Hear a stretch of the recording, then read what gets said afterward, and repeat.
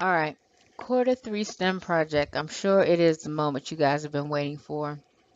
As you know, every quarter we have a STEM project, and third quarter will be no different. Um, well, it may be a little bit different because your groups are a little bit smaller because as we go through the school year, I want you guys to take more responsibility, have more input in the projects that you are doing. So for our third quarter STEM project, we are delving into the concept of hybridization. Our main book for third quarter is going to be Cells and Heredity, which deals heavily with genetics, how traits are passed on from one generation to another. So in this project, we're going to be talking about hybridization and passing on traits from one species and giving that trait to another species, even if they're not the same species. So, for our overview, basically what's happening is people love different. You know, when you have a pet, you don't want the same old pet that everybody has. You want a different pet so people can see how different you are and how unique. Because everybody's trying to be independent. Everybody's trying to, show their own and make their own mark in the world. Well, it's no different when it comes to pets. So now people are taking this concept and are blowing it completely out of the water.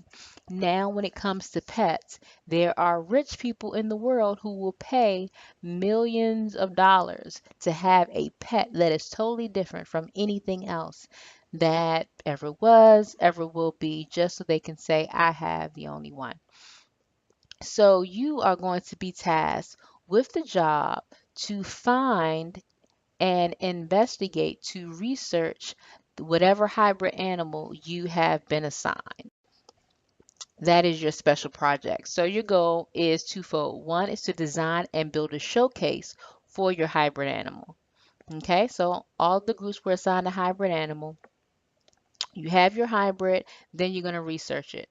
We're going to talk about what you need to find out when you research it. When you research, you're going to get information about it, and then you're going to use that information to build a zoo-like structure. When you go to the zoo, there's different habitats. The monkeys live in one kind of habitat. The dolphins live in another type of habitat. The sharks live in another type of habitat. The elephants live in their own habitat. And that habitat is suited for the life of the elephant. The habitat is suited for the life of the shark. Well, when it comes to your hybrid animal, your zoo enclosure that you're going to build is going to be suited to the life of whatever your hybrid animal is, which is why you have to research it because you need to know what you need to include based on its needs. So you're going to research it, you're going to design and then build a zoo enclosure. Inside of your zoo enclosure, you will also have a copy of the animal or a model of the animal. Second part of your STEM project is to prepare a report outlining recommendations for what type of legislation should be drawn up to regulate the industry. So, people have approached you to try to showcase this special hybrid animal that they want to put up for purchase for these rich people to buy.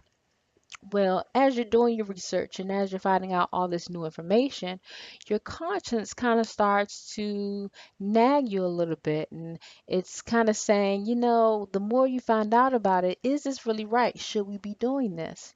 And if it's okay, should there be any laws that govern what we're doing, how we're doing it, and what ways we should go about doing it? And that's the second part of your project to kind of research and talk about or discuss the ethical implications of hybridization and in turn genetic. So let's talk about the first part, what you're building, the model. Your showcase must be appropriate for the animal and the buyer. So what does that mean? Well, you're going to showcase an animal. That means people have to see it. So you can't just build a closed box and not have anybody be able to see inside. So as you're building a enclosure, you need to realize that it must be able to keep the animal in, but it also must be able to accommodate other people looking into the enclosure to see the animal. So you want to think about that. Your animal will need a place to sleep, a place to eat, and a place to get rid of waste. So you need to provide for all of those things within your enclosure. Keep in mind the physical traits of both the parents when designing your enclosure. Also consider the ability of this animal to reproduce, because if it can reproduce or have babies, then you need to make sure that you have a space for that just in case someone gets pregnant and then there are babies. So mind your space. Now, the research. So your research has two different sides. One, you're going to research the actual hybrid animal. So everybody was assigned a hybrid. You are going to research everything about that hybrid. Can it reproduce or can it have babies? How rare is it? Is it a lot of them that are all around the world, or is it only a little bit? Is it only one of them that's known of throughout the world? How long do they tend to live? Do they live only 6 months after birth? Do they live 60 years after birth? Which one is it? What differences do they have compared to that of their parents? So if you have, you know,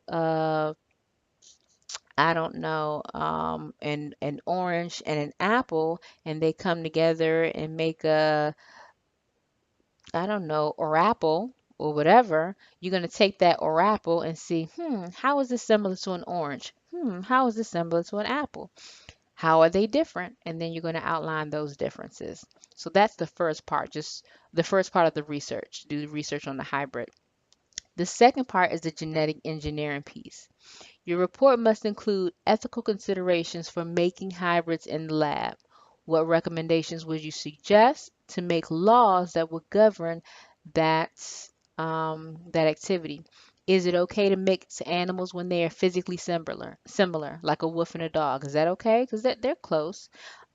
Different types of bears. Is that okay? They're both bears. Why is it okay? Why is it not okay? What about animals that aren't physically similar?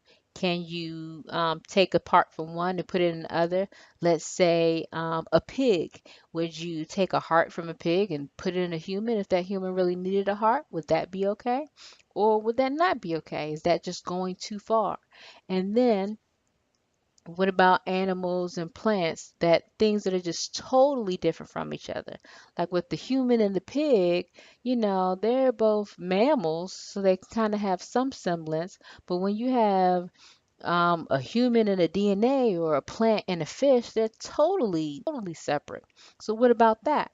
Can you take a trait from a human and then grow it in a bacteria? Or can you take a trait from a fish and put it in a piece of corn or a tomato to help that trait be more prominent in that food? When it comes to food, where do you stand? Do you think it's okay for us to kind of tinker with our food to make it more convenient, more efficient, or do you think we should kind of leave our food alone? These are all things you need to be thinking about when you're drawing up your laws and your legislation, saying how and why we should do what we're doing. So, the rubric. So, you have your written report. That's the first part of the project. Your written report is divided into two parts: the research on the hybrid, parents, reproduction, where does it live, habitat, and then your research on genetic engineering overall. Is, wolf and dog okay? Is pig and human not okay? Is fish and, tomato just too much? That's your report. So your report has two sides, the hybrid research and the genetic engineering research. Then you have a drawing of the enclosure. This is just a sketch of what the enclosure looks like before you build it. Then you have lastly a model of your enclosure. If you have not read the rubric, you need to read it because your model should be at least 2 feet high. Your model should be at least 2 feet high.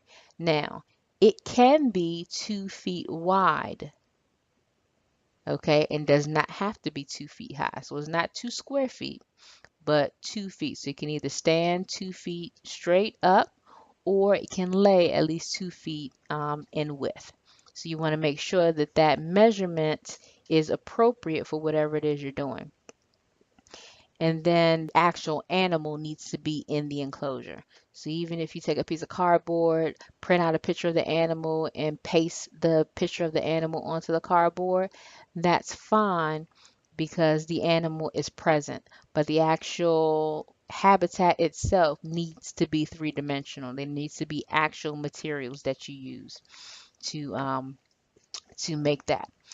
So that's your STEM project basically in a nutshell. If you have any questions, please don't hesitate to get in contact with me. You know my email. If you don't know my email, I'm on Twitter, I'm on Instagram, I'm pretty much on everything. I'm on Facebook as well. Dempsey Teach One is my handle for just about everything. And even if you don't go on the social media at all, please fill out or you can contact me through my contact page, and that's actually on this website. So you're able to either leave a voicemail for me, send me an email, um, whatever you need to make sure that your work gets done. I'm here to support you. So if you need anything else, just let me know. Other than that, look forward to seeing what you come up with. See you guys later.